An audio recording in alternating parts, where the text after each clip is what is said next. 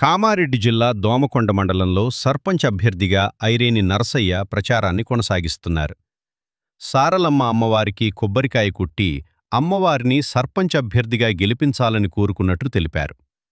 గెలిచిన తర్వాత నెల్లోపల మూడాలు వెళ్లిపోయిన తర్వాత గ్రామ పండగ చేస్తానని అన్నారు. బ్యాట్ గుర్తుకు ఓటు వేసి సర్పంచ్ అభ్యర్థిగా గెలిపించాలని ఇంటింటికి తిరుగుతూ పాంప్లెంట్లందిస్తూ ప్రజలను కోరుతున్నారు. గ్రామంలో ఏ సమస్యలు ఉన్నాయో వాటిని నెరవేరుస్తానని హామీ ఇస్తున్నానని తెలిపారు.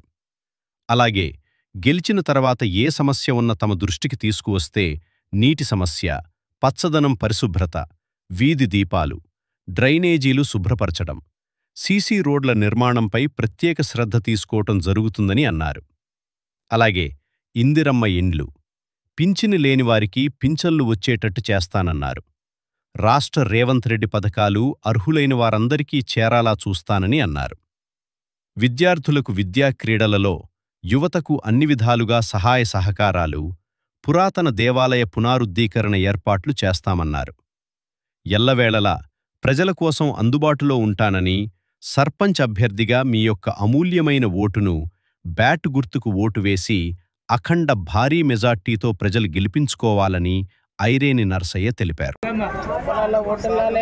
మరి ఈ కామారెడ్డి మన కాంగ్రెస్ పార్టీ ప్రభుత్వం వచ్చిన తర్వాత రేవంత్ రెడ్డి గారు ముఖ్యమంత్రి గారు మరి మన షబ్బీర్ కామారెడ్డి నియోజకవర్గం మన ముఖ్యమంత్రి సలహాదారు అయినటువంటి మరి షబ్బీర్ గారి యొక్క సూచన సలహాలు కూడా ఆయన పరిగణలోకి తీసుకొని మరి గత తెలంగాణ ప్రభుత్వంలో మరి గత 10 సంవత్సరాల నుంచి కనీసము ఒక్క వాళ్ళు కూడా ఇండ్లు లేదు, ఒక్కళ్ళు కూడా మరి పెన్షన్స్ రాలేదు, ఒక్కోళ్ళకు కూడా మరి రేషన్ కార్డులు రాలేదు.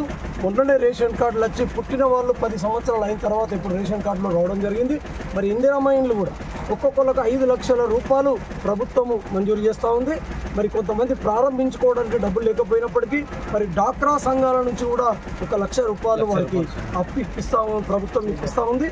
మరి రేవంత్ రెడ్డి గారు నేను ఈ సందర్భంగా కూడా ఒక ప్రత్యేకమైనటువంటి నిధులతోని స్టార్టింగ్లో దోమకొండకు 150 ఇందిరమ్మ ఇండ్లు వస్తే చాలామంది ఉత్సాహం చూపలేరు. కానీ ఇప్పుడు చాలామంది నేను అబ్జర్వ్ చేస్తూ ఉన్నాను. దోమకొండలో సుమారు 70% ఇండ్లన్నీ కూడా 60-70 సంవత్సరాల కింద నిర్మించినటువంటి ఇండ్లు. మరి ఇప్పుడు అంతటువంటి సమాజం అంతా కూడా ఒక మంచి పిల్లలంతా యూత్ కూడా ఒక మంచి ఇల్లు స్వర్గంలాగా ఉండాలనే ఉద్దేశంతో చాలామంది ఇప్పుడు ముందుకు వస్తూ ఉన్నారు.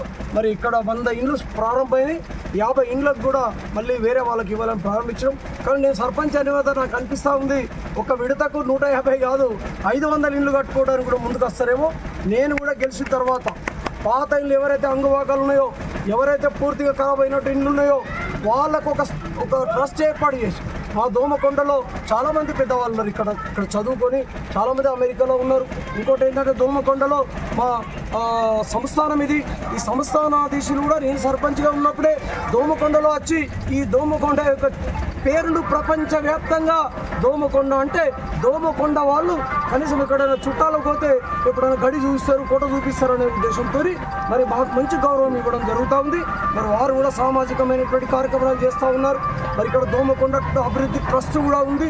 ఆ ట్రస్ట్ ద్వారా ఇక్కడ వారికి నేను మరి ఈ మధ్యనే దోమకొండ తెలంగాణ ప్రభుత్వం యొక్క మరి క్రీడాకు సంబంధించినటువంటి బ్రాండ్ అంబాసిడర్గా మరి ఒక ఉపాసన గారు ఉన్నారు. మరి ఉపాసన గారి భర్త మరి రామ్ చరణ్ గారు ఉన్నారు. మరి ఇక్కడ ఈ యొక్క దోమకొండ చాలా చారిత్రాత్మకమైంది.